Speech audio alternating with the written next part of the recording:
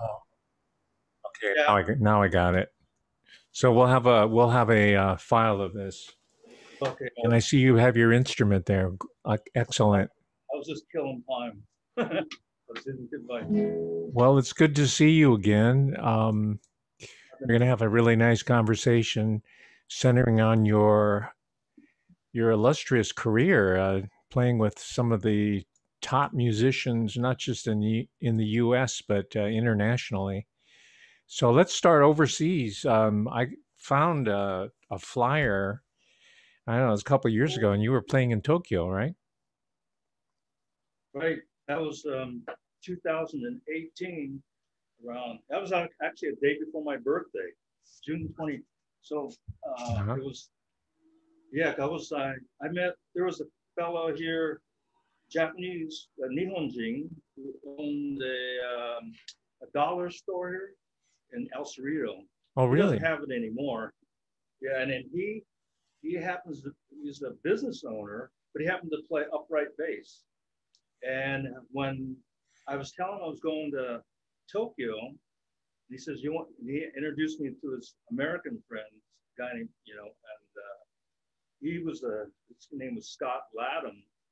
He was the a drum teacher at this Tokyo school, and he was one of the founders also of this Berkeley uh, jazz school. Out in Boston. Not in Boston, no, this is just Berkeley, California, Oh, UC Berkeley. UC Berkeley. Oh, okay. But anyway, he says, "Hey, would you like to do like a seminar? What did he call that? Like a live demonstration thing." I went, "Man, that was."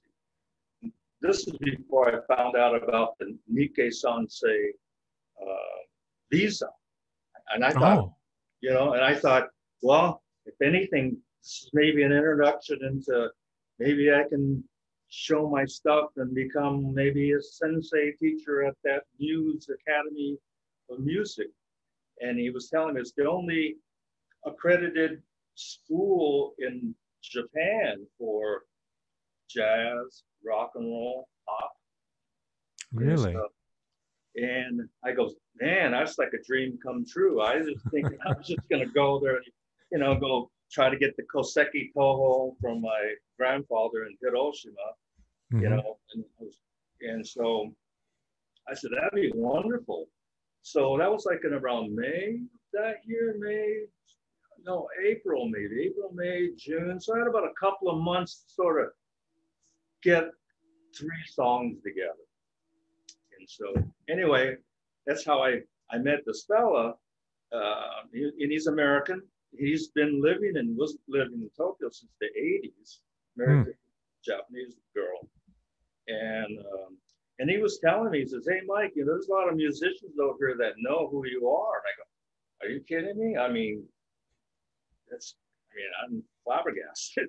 And so anyway, we went ahead and did it, and I had about three songs. I actually did try to do Freedom Jazz Dance, but I really didn't learn the head very well. So anyway, and I think we did Valdez in the country, and we did the the Cold Blood song, "Funky on My Back." Hmm. But it was interesting because when I did get to the school there, we had 1 day rehearsal. I got there on the 21st, I think it was. Yeah, that night. And the 22nd, we were going to have a one rehearsal before the day of the 23rd for this 2 hour seminar thing. Hmm. But I mean, I barely knew how to get around on the subway. I mean, I actually did. He had the and at the time he was saying, I really can't tell you how to get around now in Tokyo because they're redoing all the subway systems for the Americans that are becoming for the Olympics. That Hmm. have to be all screwed up. All but right. when I eventually got there, I'm going, again, this is the second time I've been there since 2002, 2003. And I'm still in love with the place. I mean, I don't want to leave. I I mean, here I'm meeting these musicians that are anxious to meet me. I mean, I don't get that in America anymore. It's like that. Mm-hmm. And the musicians that I met, oh, this bass player, Shinji, he studied at the Boston School of Music. Hmm. And I was so impressed. Everything we played, he had it handwritten out. Hmm. He had the bass line for Rod Alacott on that Funky on My Back. Every note written out. He had a score like 3 pages long. Hmm. I go, like, Rod Alacott doesn't even have his own bass line written out. And when I got back home, I said, hey, Rod, do you want to see your bass line, man? This is written out. This dude wrote out I didn't have my shit written out. Yeah, yeah. I mean, it was a smart guy. I mean, it was fun to meet those people. And They have some serious students there. serious people, because, like, you know, when you think about the Japanese musicians who learn rock and roll, I mean, I think it's $14,000 a year for the tuition. And those people who are going there to learn rock and roll or jazz, whatever it is, Mm-hmm. I mean, their parents are sending them there, and they're not screwing around. I mean, but even the musicians in America aren't that schooled. You know? No. They're not. And I'm just, you know, Wow. Man, so that's the story behind that flyer that I don't know how I got a hold of it. You must have sent it to me, or I got it somehow. I didn't So, have all the Japanese writing in it, but anyway, thank you for sending me that. oh yeah, absolutely. And I assume that your reputation is based first of all on your long-term relationship with Cold Blood. Right, right. And So I was, yeah, yeah. go ahead. No, could you tell us about how you got into that band? It's an ace band. It's legendary, you know. So how Right. did you manage to get in that band? I was trying to downplay the Cold Blood thing. I was just trying to use it as an Uh-huh. introduction. But then they kind of used it as the title thing, the guy from Cold Blood. And I kind of wanted to be the Michael Sasaki guy, and he used to play with that band, you know. Oh, I see. Because I kind of wanted to go there to be able to kind of get into songwriting with those guys. If I Mhm. get into a free state of mind, I want to just, like, man, can we just play together? You know. Mhm. But anyway, yeah. So the Cold Blood, I think they probably asked me how I got in the band, but the bass player, he was able to translate for me, because I couldn't speak a stitch, you know, Nihongo necessarily. But yeah, but how I got in that band, that's an interesting story when I think about that. Back in the day, that was like August of 1971, and Mhm. I had just turned 20. I had my 20th birthday in June of that year, and I was playing in a band in Marin County, and there was a guy in the band, so-called manager. Found out later on, 30 years later, someone says, yeah, he was the drug dealer guy. And he said the only good thing he did was brought me to them, the Cold Blood. Yeah. Because I've talked to the bass player, Rod Alacott. He's in Oklahoma City, and I talked to him recently. He Facebook messengers me and stuff. But maybe a couple of years ago, he was praising me, like, man, you know why we hired you? And I go, what's that? And he goes, like, man, you have the sound, you have the look. And I go, look, I didn't even think I had the look. But anyway, he was just saying, when you came in and started playing, it's like, Jesus, that's the guy or something. But anyway, yeah, I went to this rehearsal in August of 1971, and it was in San Leandro, and I was just like, I didn't think I was going to get the gig, but I'm not going to miss the opportunity for the audition. So I go there, take my Super Reverb, and drive my dad's old Oldsmobile, maybe. No, a Maverick or something like that. Mhm. But I see the guys in the band. I go, oh man, there's Lydia Pence, and there's the drummer. Like, oh my God, let's see if I can do this. And I don't know, I played a couple of songs or something like that. And they seemed to be impressed, but they said, well, okay. So I think I waited a week, and I figured, yeah, I had auditioned for the Loading Zone about a year before that when I was in high school, and that didn't go very well. But I get a call from the Rod Allicott, and he goes, yeah, can you come back for one more rehearsal, audition? It's between me and another guy. So I show up for this rehearsal at 6 o'clock or something like that. And the other guy is playing in there. And he's playing songs I don't really know yet. And he's in there for 45 minutes, playing all the songs. I'm going to blow this because I don't know all the songs. I'm sitting there trying to think, see D minor, B flat, 13 feet. I'm going, yes, D minor, B flat, that's funky on my back. I'm just trying to recall the chords and shit. Anyway, it's silent. Then the guy comes out of the rehearsal studio, the place, and then they said, yeah, come on in, Mike, and I wheel my stuff in there. And the drummer just goes, and it's like an E flat. I mean, they're playing in horn player keys, which is, I had been in the Alstrital Jazz Band. I've been playing in F, B flat, A flat. It didn't matter. I was studying everything not in guitar player keys. I was in like flat key. It doesn't matter to me. Mm-hmm. You know, and I was learning everything modally. I knew modes. And so they start playing like an E flat jam. The drummer saying in the keys. And I just started chanting. And then horns are playing and they go solo. And I just started whipping out. And then they stopped. I only played for 3 minutes. I felt like I was getting, cheated. I said, the other guy was playing for I didn't say anything, but they go, that's it. Hey, just give us your phone number. I go, oh, shit. Yeah, so you can call me back and tell me I didn't make it. And so I leave the rehearsal. And it was like about 2 days later, I get a call from Rod Allicott, the bass player. He goes, yeah, man, you got the gig. I went, what the fuck, man? What?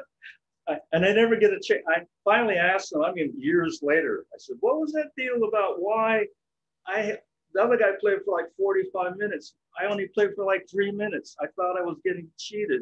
He goes, no, man, as soon as we heard you, we knew you were the guy. He said, the other guy, we had to take him through all the different changes of the songs to see if he was the right guy. As soon as you came in and started playing, go, yeah, he's the dude.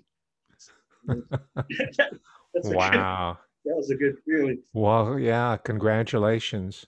So did you go on the road right away, or were you recording? That was interesting. I'm trying to remember this. To me, I thought, I don't recall going to a rehearsal. It seemed like he said, I think I got a call on the Tuesday. I think it was like Thursday, we're playing at Keystone, Berkeley. I must have had a rehearsal. But it doesn't seem like that to me. I kind of don't recall. And I did the whole set too. Shop talk, Larry Field's same thing. And I didn't mess up any of the songs. And then Friday was a break. And then Saturday we were playing in Fresno at the Sullen Arena, which is, I never played any place that big before. It's like the Coliseum in Fresno. And it was like interesting going to the gig in a limousine. And then I figured we're going to park someplace, we're going to walk in. No, the door for the call goes up and the limousine drives in and there's a stage and we get out. I go, wow, this is different. I go, where's the stage? They go, up there, because you have to walk up these stairs to get the stage. It's really high. Anyway, when I was tuning up and everything, when they came time, yeah, we're on now. I walk up the stairs with my guitar and I plug in. Then I look out there. It's like you're standing at the Coliseum stage and you look out, it's all packed people. I turn around, there's people behind me hanging over the rails. So the first thing I have to do is plug in my guitar and I have to do this feedback thing. So I'm testing out my guitar going, and the audience goes, ah. I go, what was that? I go, dang. I go, man, I could get used to this. So this is 71, right? So we're talking about 71. Wow. August and September. And I think we had a couple other gigs after that. But then we began, as they call, pre-production for the album. And I had to sign some papers with Warner Brothers and Cold Blood. And my father, who's, the X442, he had to co-sign my record deal because I wasn't old enough yet. So, hey, a 442 veteran signs a contract with Sansei Son. Hey, that's a pretty good deal. So what was your father's reaction to his son making it into the big time, like top tier? Yeah, he was proud. I mean, Yeah, you'd been taking lessons for how long by that time? And well, you were already professional, really, before Cold Blood. I don't think so. I was really just playing in high school and stuff, but I've been playing, like the ukulele when I, horsing around with that 9 years old. But I think like 9 and 10, I was like just kind of going, gee, how's Miles Davis? How does he play like that? So I started figuring out modes, Dorian mode. So that's kind of like, I went off on that tangent from 11, 12, 13, 14, 15, 16, 17. I mean, Jesus, I've been playing for like 8 years. I mean, studying it. Mm-hmm.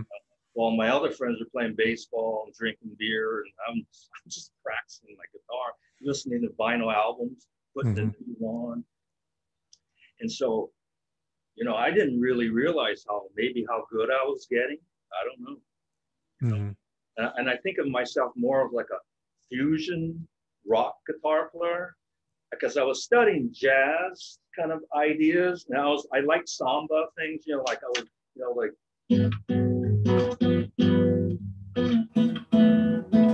Those kind of things. I mean, I like those instead of she loves you, yeah. I wasn't really into that kind of thing. Oh, you weren't? Oh, okay. I was really the bossa nova. I mean, I had to learn.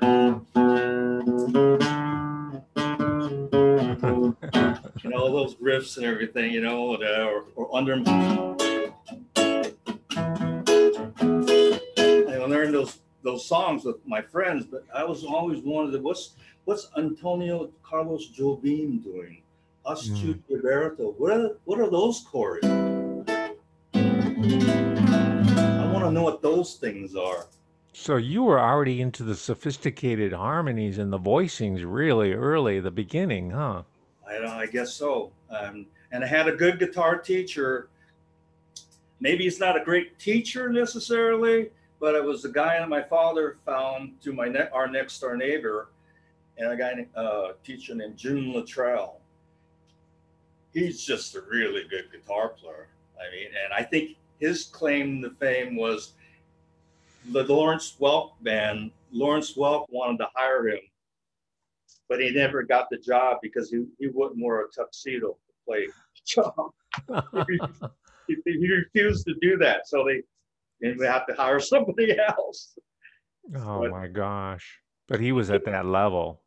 He could play anything. I mean, like the Joe Pass guy, chord and bass line comping on quarter notes. Yeah. I mean, I couldn't really do that, but he would show me how to do that, but I didn't know what I was doing. It was like on my own, had to kind of figure things out.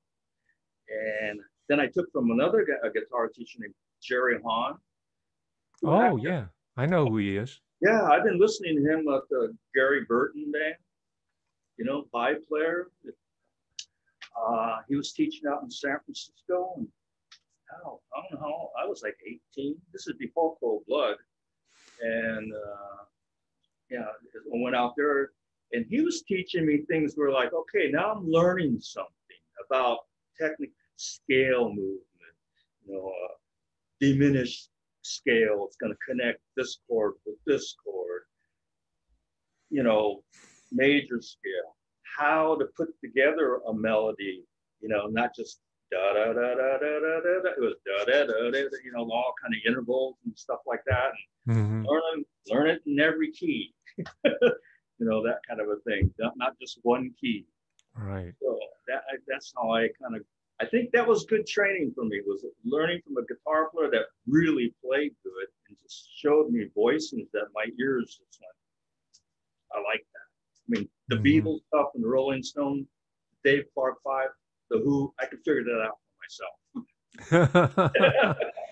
Yeah. But my thing was like, I liked the rock guitar overdrive tone, but I like to do them jazz little like lines. So that's kind of like, you know, and I probably now looking back on, I wish Cold Blood was more of a fusion-y kind of like, you know, like, probably like the Lee Ritenour bands or Larry Carlton bands. Yeah, exactly. You know, because that's where I kind of wanted to be able to go. But Cold Blood with that gig, you know, I mean, it didn't make a lot of money, but it, you know, paid my bills. Yeah. And at the same time, they're real hardcore rhythm and blues. It's true. With the jazz fusion overtones that you brought to the party. And I think that was good because I think the keyboard player Raul, the arranger for Cold Blood, he was more of a jazz musician with the, you know, those raised, you know, those kind of chords and sus chords. You know, that's his thing. Yeah. But the other guitar player that they had was more like a rock guitar player. That's what he could. In fact, I talked to some of the musicians from Cold Blood after. He goes, man, you could do anything. Like, you know, the other guy can't play anything what you could play. And I go, I didn't even think about that.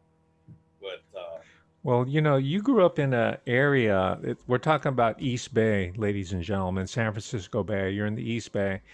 That there were a lot of really good players, and they're still coming out of it. Who are some of the people you came up with? Your contemporaries.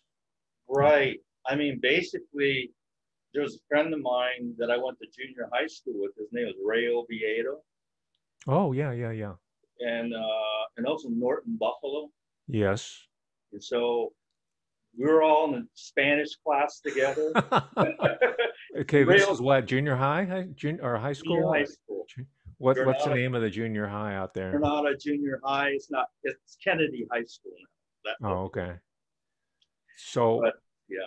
Ray Oviedo, didn't he go with, was that Tower of Power?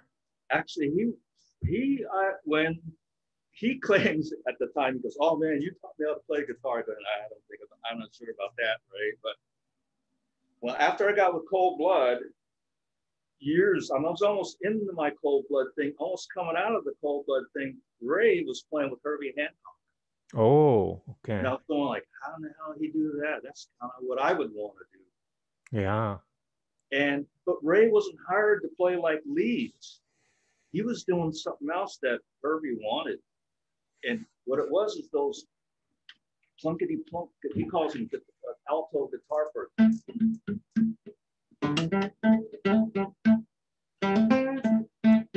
I mean, but he takes it. There's a couple of clips I'll show you with him and David Garibaldi playing together. I mean, it's fucking outrageous, man. Oh, yeah. Well, David Garibaldi later went with Tower and Power, right, as the drummer. Right. Yeah. Well, Ray, I mean, that must have been the Headhunters time with Herbie Hancock, no? Because with who's Paul Jackson on bass? Oh, yeah. Paul Jackson Jr. I guess so, right. Yeah. And Mike Clark on drums, I think his name was. And I think Bill Summers playing percussion, who I eventually started playing with in the 80s. And so, but actually some interesting things happened. Like when I was playing with Cold Blood at the Whiskey A Go-Go, and this is before my friend Norton Buffalo got famous. We were at the Whiskey, and Norton Buffalo was standing in line or whatever at the gig, and I was just going in backstage I go, hey, Norton, come with me. And I brought him backstage with me. He always remembered that. He goes, thanks, man.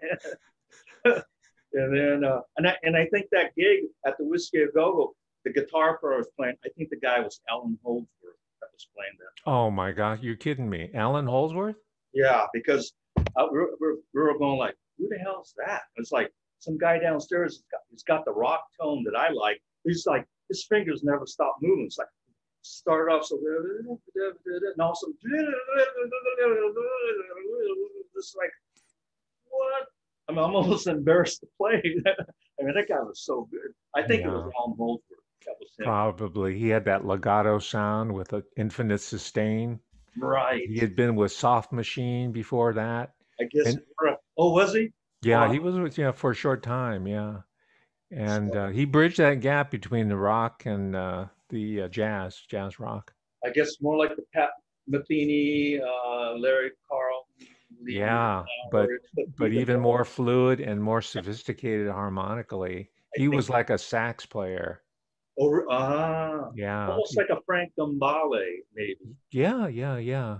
Without the well, Gambale has that different type of picking style. What is it? I forgot what it's called, but it's very similar tone.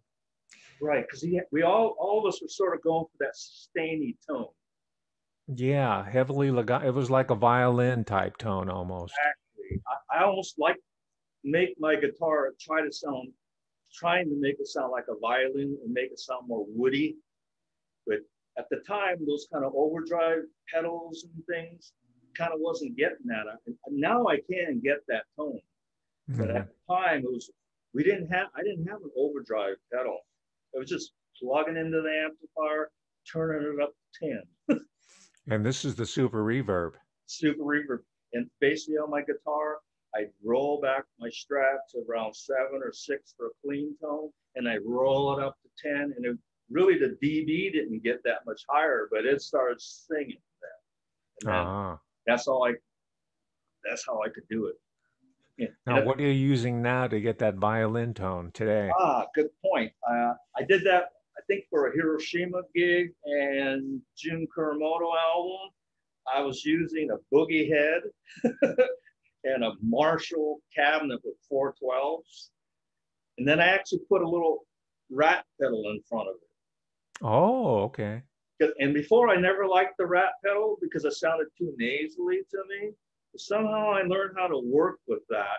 So I didn't have to blast myself, having the amp up so high.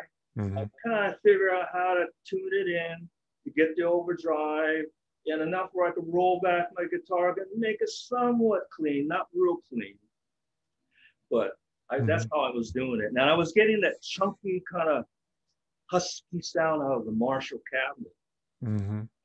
Well, you might be interested in knowing that you were using the rat and getting that tone before John Scofield, Oh, because the really? rat became integral part of his sound. I Oh, think it still is. Yeah, I didn't know that. the original Proco rat.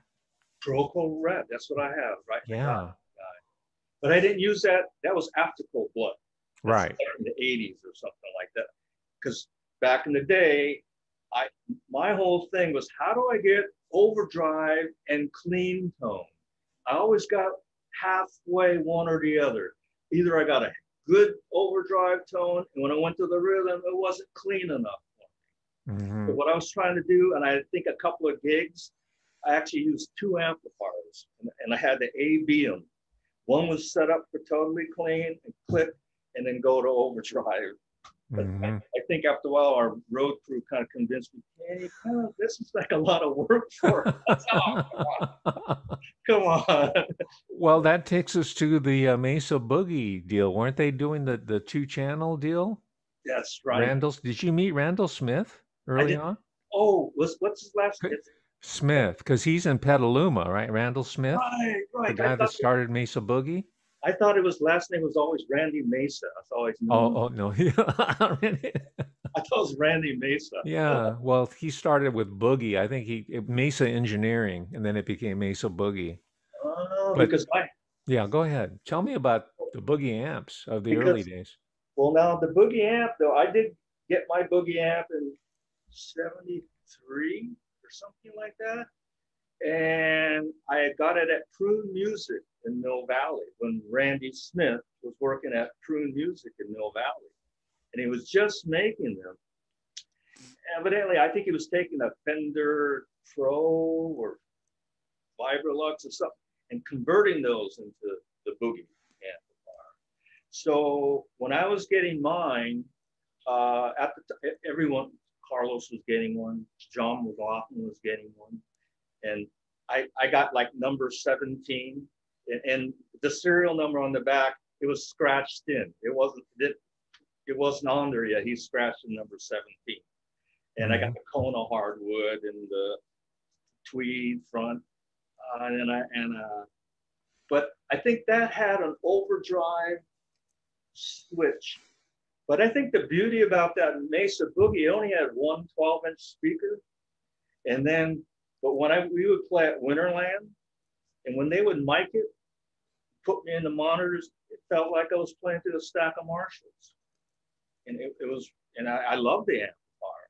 What it started doing was, it started becoming microphonic. On the gig, I was playing, it was like,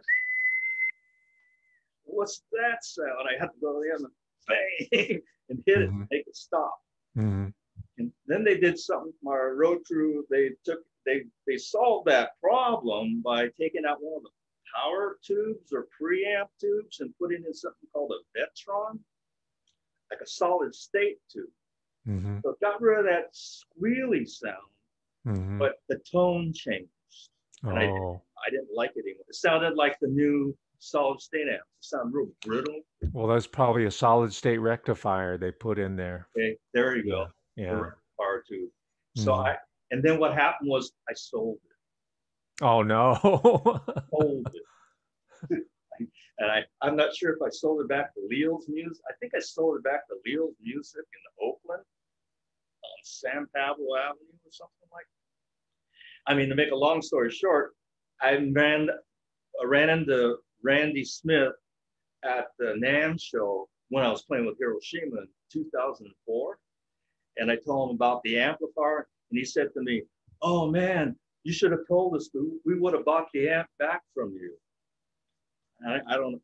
Then I talked to a sound man, the guy. He says, "Don't say this to anyone. Reason why he wants to buy it back from you, because some of those things were kind of faulty in there. He didn't want anyone to know about that." I don't know if that's true or not. That might be a rumor. Wow.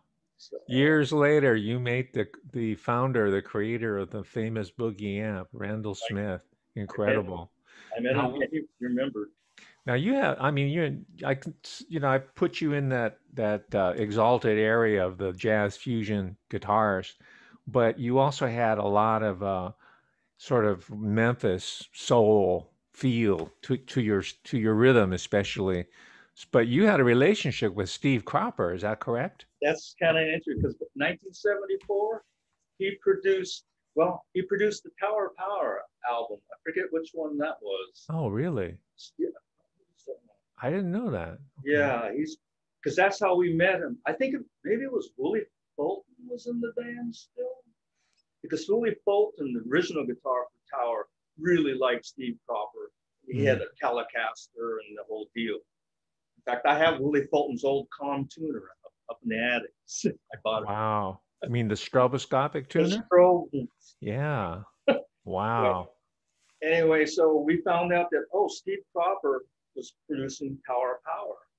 Now, I really didn't trip on him that much, because I was listening to like Joe Pass, Chet Atkins, Roy Clark, Glenn Campbell. I mean, guitar player guys. Yeah. So then all of a sudden I hear from our band leader, Raul Matute, that, "Hey, Steve, we're going to have an interview with Steve Cropper to see if he, produce Cold Blood." So we're meeting him. I go, "Oh yeah, this is the guy from Booker T and MGs. He's the Green Onions guy." And so he comes to the rehearsal, pre-production rehearsals. And then when we come time to record, he goes, "Okay, we're going to do half the album in Memphis, Tennessee, and the other half in LA. When we go to Memphis, it's going to be Lydia, Raul, and Michael Sasaki." Wow, man, my stock went up with Tower Power boys. Like, "Man, Sasaki's going to Memphis with Steve Cropper." It's like, man, I'm getting better and better about my reputation. I'm faking it really good now. And then we get to Memphis, Tennessee, at the TMI studios on Poplar Street, and Ronnie Capone's the engineer, The Memphis Horns are there. Dee Presley, Elvis Presley's stepmother, is a songwriter. I'm meeting somebody. Oh, Donald Duck Dunn. He's there hanging out with his pipe. I think I played with him at one of the sessions there at one of the off times. I think we just jam something. But that was a nice experience though with the Memphis musicians actually. Yeah. Now, did you meet Al Jackson? That's a horn player from Memphis. He's the drummer. Al Jackson. No, it was a Caucasian drummer. So just the Memphis Horns were there, but I never really shook hands with them. I'm telling you, I really didn't know who everybody was. I was kind of still too young yet. I hadn't grown up on them. Well, you did meet and play with Duck Dunn, Donald Dunn. Donald Duck Dunn. I did meet him. I did.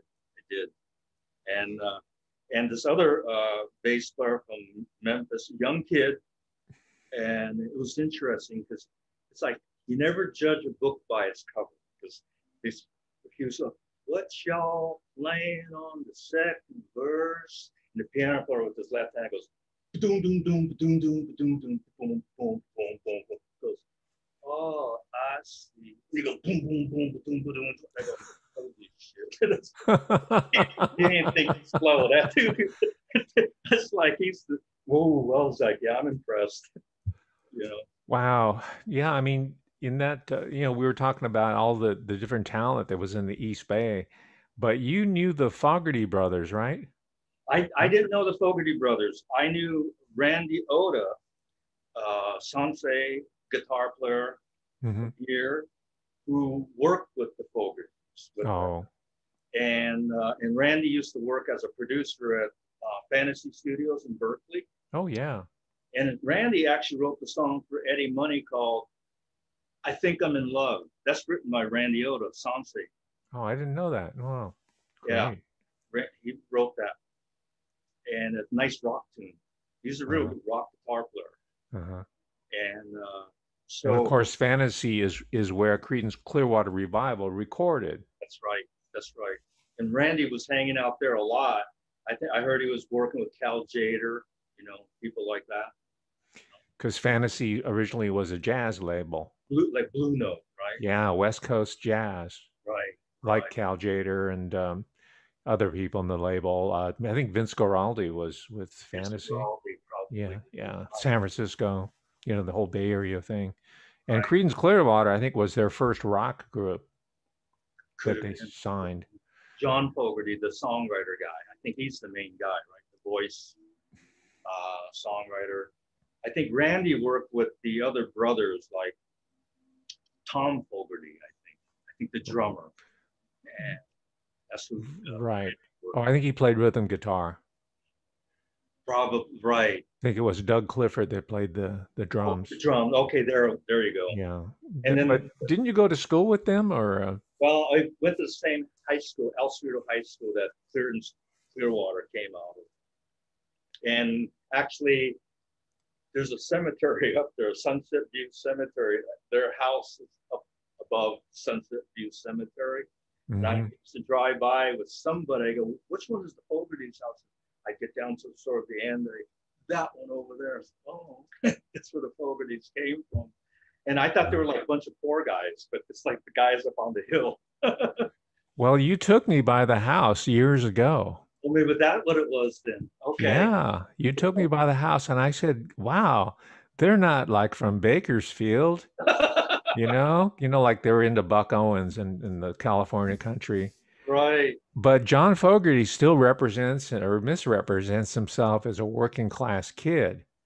But when you took me up there, I said, "Those guys grew up in the high rent district." That's pretty much up in the mountain, up in the hills there above. You were in the flatlands, right? I'm the low life guy. you're in the lowlands, the low life funky guy. And here's John Fogerty up there. So I'm just clarifying for the record for the people here who are, Creedence Clearwater Revival. I mean, that's not taking anything away from them. They're great. Oh, yeah, great. And when I listen, I think the Fogertys, I'm not sure if John Fogerty or all the Fogertys, they took lessons from Jim Luttrell too, my guitar. Oh, I see. And that was the sort of thing where when you listen to the Fogerty's guitar solo on Susie Q or something, one of those songs, it sounds like the Jim Luttrell guitar lesson. Like they Really? took, yeah, it's like they took something like double stops, the two harmony notes or something. I go, that sounds like Jim Luttrell guitar solo or lesson. And I go, wow, that's interesting. We all know who Jim Luttrell is. That's like our hero now. Right. That's, I mean, you heard about the Fogertys through Jim Luttrell? Oh no, I knew when I always seen him play with before Cold Blood. I guess the Creedence Clearwater, Proud Mary, and all that blah blah blah. Mm-hmm. Again, I was more into the bossa nova jazz stuff, so I mean, I wasn't even really doing the she loves you, yeah. I mean, I was doing some of it, but I was still like, I want to know those major sevenths, minor sevenths, flat fives, sus. I'm in love with the sus chords, Right. So you were on a slightly different musical path so far as that's exploring. Right. Well, right. I remember, and I can't remember the story. Maybe you could help me out here. There was some story about some kind of equipment theft or someone's misplacing involving one or more of the Fogerty brothers, like some kind of amplifier that went missing, or it was sold, or was it a guitar? Interesting to say that. There's a couple of things. Oh, well, actually, my guitar, the Fogertys didn't have anything to do with it. Oh, okay. But people that not their circle, but my lower life circle, some people came to my house, and my uncle lived here, and they said, hey, we're taking Mike's stuff, amplifier, and get to his rehearsal. So my uncle just gave him everything. Mm-hmm. So I come home at that. I said, where's my stuff, Uncle? He says, oh, I gave it to your friends. They're taking it to your rehearsal. I go, who? I said, I'm not going to rehearsal today. I'm going, somebody stole it. And so what happened was a guy across the street, something that used to be around here, he goes, oh, I saw who came to your house, the guy in the green Thunderbird. It's an Asian guy, with a Caucasian guy, Mm-hmm. and the guy was a musician. This guy. And I go, that guy came to my house? He goes, yeah. So I end up calling the guy up. I go, did you take my stuff to the rehearsal or something? Can you bring my stuff back? And his parents got on the phone, and the rich father was a dentist, and they live up on the hill too. Mm-hmm. And they just kind of bawled me out. Said, my son wouldn't do that. We're gonna sue you. I go, sorry, whatever. I mean, I had heard this. Mm-hmm. It turned out where the guy had taken my equipment. I think he sold it to Leo's Music or something, or did something. Maybe they were gonna sell it to Leo's Music. Mm-hmm. But somehow they kind of came clean. Came clean. I get an anonymous phone call saying, you want your stuff, go up to Tilden Park by the merry-go-round, and your amplifier and guitar is there. I go, so I think I called the police station. So I'm going to go, I found my stuff. I'm going to go pick it up. Says, no, don't do that. It could be a setup or something. I go, okay. So the police went up there. Sure enough, they got my amp and guitar back. Wow. I was going like, man, and I knew who did this. And then it turned out where the guy's father and him came to my house and talked to my dad and apologized. Yeah. Oh, I see. And the guy used to have long hair, but he had cut all his hair off. And they made him apologize because my dad it was grand larceny. It was over $1,000 equipment. So it was grand larceny. And my dad did not sue them. Mm-hmm. So that's how that went. And you got your equipment back. So that was, they were living up in the hills by the Fogerty family. Kind of a little bit north. Even further. Yeah, but they weren't poor people. They were even the higher rent people. I don't know. I don't know why they would want to take my stuff for. My gosh. So that was always kind of a line there with the people that knew the guy that took my stuff. and his accomplice. I knew some of those people to this day, and that's the kind of thing we just don't talk about. Oh, really? Okay. You still know him, huh? I know another guy, but I won't mention his name. Now, more recently, and I think this might have been on the same tour that you were taking me around of all the famous sites of El Cerrito and the East Bay music scene. But you took me by the Metallica house, you called it. Oh yeah, on Carlson, Is that right? in El Cerrito? That's in El Cerrito, and close to the I-80, right next to the I-80 freeway on the Carlson. Hmm. Yeah, they used to live there, and I'm surprised. I mean, oh, they used to live there, and and anyway, I worked for the musician union for a little short period. I'm not even gonna get into that, but I had to build them for. Oh, your union dues are due. Those guys were making so much money then. I mean, And they were members of the local. they were at the time. Actually, they were. Hmm. And they weren't paying their dues? They got behind a little bit at the. Okay, well, I don't want you to tell their private business, but it's kind of ironic because when this whole streaming and downloading situation came in, they were the first people to go in there and say, "We're going to go after everybody that's bootlegging our material." This is Metallica, and they got a lot of flack for that early on, but I think I it's cool now. well, that's I mean, I thought you would know that as a former union no, I didn't. I person. kind of I have a not great stories about that. I belonged with the union almost 50 years, and anyway, Okay. Now yeah. tell us a little bit about the Hiroshima uh, era for Now you. that was interesting because this is like in '83. I was I had just kind of start. Well, I started playing with Michael Carabello from Santana Group, and he Oh came yeah, along yeah, in '79. yeah. The Congero. Yeah, yeah. And we did it. There's a couple of songs on the internet that I never had copies of, but someone posted them just like a couple of years ago. And this is like 1979 music. And it was recorded in what is that? The old CBS studio in San Francisco. And Hmm. Fred Catero was the engineer, and Mickey Hart, the drummer from Grateful Dead, was Michael Carabello's producer for the Hmm. session. Hmm. And anyway, I was playing with Carabello from '79, around '81, '80. And then I started playing with Bill Summers, who's a conga player from Herbie. Ray Oviedo got me that gig. Hmm.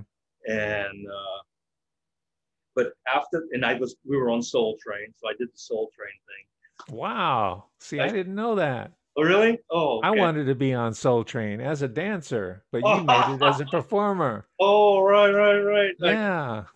okay, you're doing that right. I mean, so Remember yeah. that long-haired Asian girl? What's her name? She Oh, had really long hair. Linda, I think I can't remember her name. But yeah, she was the Asian girl on there. oh, And I wanted to be the first yellow man on the Soul Train dance, but I'm gonna start my own dance show called Yellow Rickshaw. I like that yellow rickshaw. And you're gonna be the opening act. You're gonna be the first one there. Yeah, that's So why yeah, I'll get fired. yeah, since we're talking about, the Asian American music scene, tell us about the Hiroshima era. Yeah, so I ended up starting a group with another Asian American musician in the Bay Area called the Nobodies. We did that for about a couple of years. We did a little independent vinyl album. But during this time, Dan Hamamoto from Hiroshima must have caught wind of that. Oh, so Sasaki's still playing again. So he comes over to my house when I'm living in Pacific Heights. He calls me up on the phone. He says, yeah, we want to see if you want to play with our group. I go, yeah, I'd like to do that. So they came and talked to me, and I started playing with them, '83 to '84. And I was working on the Another Place album with them. They had da da da da da da da da da da da whatever. And at the time, I did do gigs with Dan and it actually paid me pretty good, like $500 a gig. That was pretty good then. Hmm. And of course, I would like to play like 20 times a month, Yeah.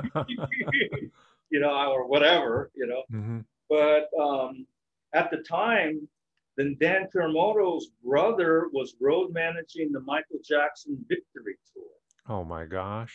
So Dan Kuramoto couldn't start the production on their album until John Kuramoto got through with that Victory Tour. And so in the summer, I think summer 83 or 84, maybe it's 83 this summer, I kept asking Dan, when is the production of the album going to start? I said, oh man, my brother's out on the road yet with the Michael Jackson Victory Tour, and it got extended. You know, and I went, oh man. I mean, I like this. He just, well, August, and then August came and went. And, September came, October. I forget when we started working on it, the album, and I think there's a point where I don't have that much money, to be hanging out independently. So I had to kind of like couldn't hang out in LA, so I had to come back to the Bay Area, and I kind of went like, I don't know, I can't really do this gig actually. But I worked on that album of another place, right? Because I had the song "One Wish" was on that, and but I remember Dan was anyway. Was really a great experience going out on the road with Dan and the Hiroshima group and Jun Kuramoto, because Dan's running the whole show. I was always involved with the non-Asian groups. And here's brothers taking care of the business, and Dan's telling everybody what to do and shit like that. So yeah, Dan, right on. They had a contract with a major label. I can't remember. Was it CTI or Prestige? Epic. Oh, it could have been, yeah, Epic. Yeah, it was one of the major ones. Yeah, it was a huge breakthrough. I think it was. And they were legendary. I think I was like a year or two later, but they were already legendary at Cal State Long Beach. Oh, really? Where I went to school, because they're from like Gardena, Long Beach, South Bay, Southern California, outside of LA area, right? As you well know. Oh, I didn't. Yeah, so they were, local people just kind of coming up through the scene, and then eventually they made it, and then man, you joined forces with them. It was really neat because when Dan was talking to me about joining the group, he goes like, "Hey man, I don't want to make you feel weird." I go, "What do you mean?" So it's like, "Hey man, you were there before us." And I go like, I kind of don't know what I know what he means, but I go, I mean, you guys are doing it. And then I remember when I was either in Cold Blood or we just were going to end. Peter Hata, from the guitar player from Hiroshima, and another guy called me up, and I wonder if I still got the interview article in the Asian newspaper. They came to interview me, and Peter Hata, he would say, "Yeah, I play with this band Hiroshima." I hadn't heard of the band. I didn't know who they were. And then he was saying like, "Yeah, we have a koto player and a shakuhachi flute and taiko, and I'm not sure if he had any music from them." I was only into like songs, right? Top 40.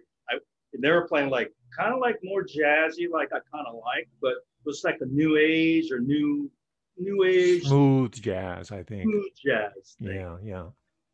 So I think I might have said something stupid like, "I don't know if that's really going to make it, man." Oh, really? I've said a lot of them things over times in my years when I have to put have to take my foot out of my mouth. I think I told a conga player, a percussion player, and when I was in Cold Blood, and she was just starting to play congas at 19 years old. I go, "Nah," and I'm a sexist. What chick is going to learn how to play congas now and going to get famous? I'm going like, I don't think you're going to be able to make it. Yeah, her name is Carol Steele. she played with like Stevie Winwood, Higher Love, Joan Baez, George Harrison. I was wrong there too. I got to take that foot out of my ass too. But well, Michael, you've been right in every other regard in all the important points. And as we wrap it up here, I want to find out what you're doing now. And I understand you're giving lessons and online and to a global student body. So why don't you tell us a little bit about that? And I'll have you on back later if you want to to talk about the real deep, dark cultural forensics type part of the society. Excuse me. Yeah, I got to learn what that really means. So that's great that you should. That's a new term for me. Can you explain that to me a little more?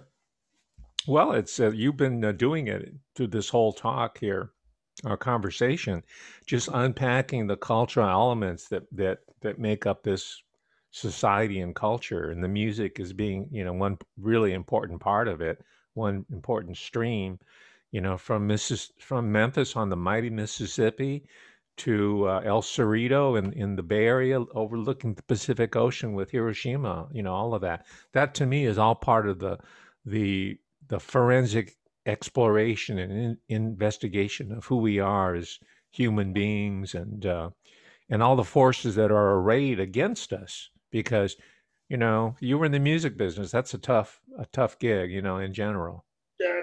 That's maybe another segment when I Right. played with the Rubicon group and Jerry Martini and And you also played with Donnie Hathaway, did you not? Or oh, that was the thing. When we first got with Cold Blood in 1971, when we went into pre-production, our producer was Donnie Hathaway. And again, I didn't know who he was then. But when we were in when we were at he came to the San Leandro studio where I auditioned for Cold Blood, and I never heard him play or anything, but we're all going, yeah, now we're going down to Wally Heider's studio, and we're gonna. And I never been into a studio like that before. And Donnie Hathaway, just Steinway piano. He has his hat on, his pouch and stuff. Comes in the studio, goes, bling.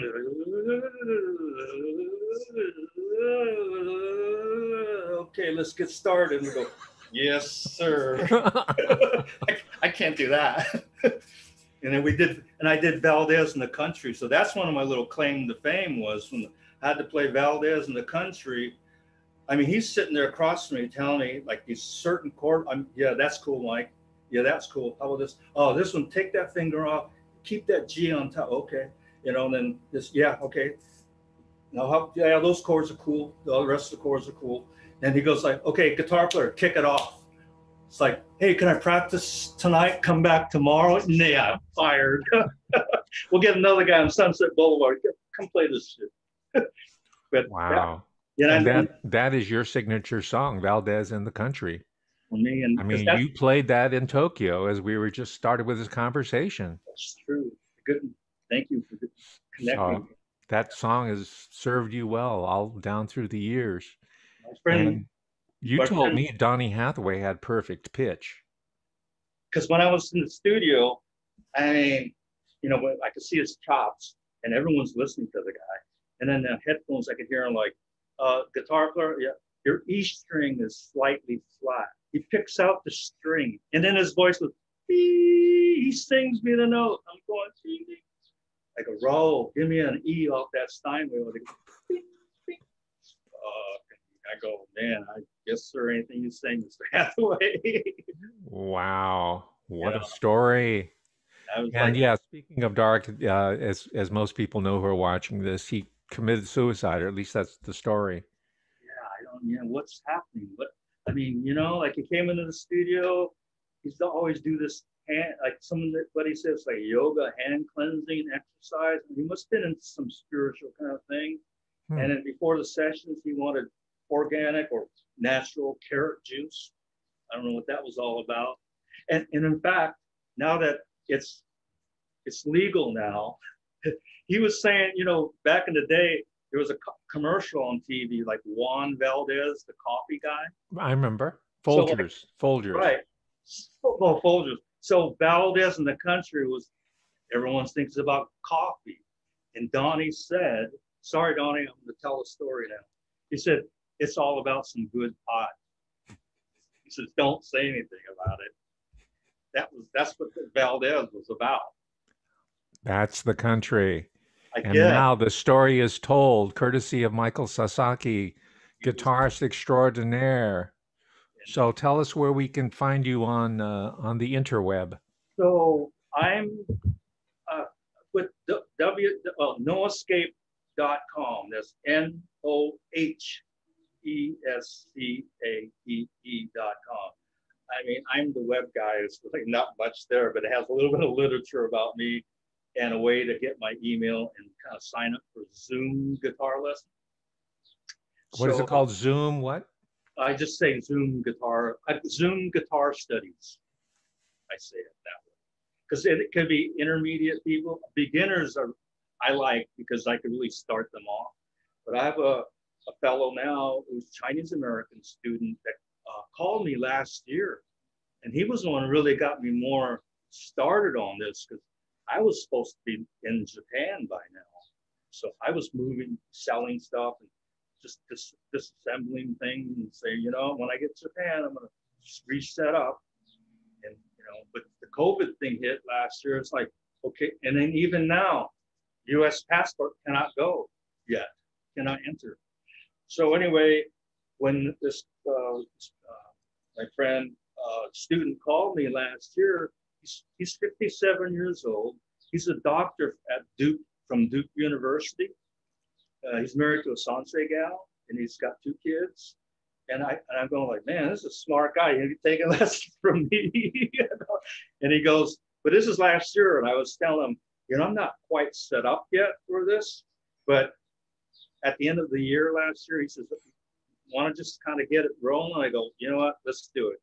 And so it was like January 2nd this year, we started doing once a week guitar lesson. And so it's kind of working out being, North Carolina. He's in North Carolina. I'm here. I mean, at least I could see him. I could hear him. So, yeah, I'm working those things out, little logistic things on, the tone, maybe new software programs and stuff like that to get a better quality. Well, great. That's going to work out wonderfully. And you have so much technical knowledge as well as cultural forensic knowledge in you, which I think is part of the teaching and the learning experience. Interesting. Yeah, very much. It's not just a matter of where you put your fingers, it's where you put your spirit and your heart and your soul and your mind, right? Can I write that down? You're a good writer. Can I steal that line? Please. That's It's all yours, and it's all in the ether, and we share it. Yeah, one and one at all. All alike here. So, Michael Sasaki, thank you very much for being on this inaugural installment of my new channel, Cultural Forensics. And let's get back together and talk about the darker aspects of life. I'm gonna end the recording, but we'll chat a little bit afterwards. Oh, okay. Sounds good. I'll stay online. Yes, please. Thank you, Michael. Thank you, Professor. Okay, bye-bye.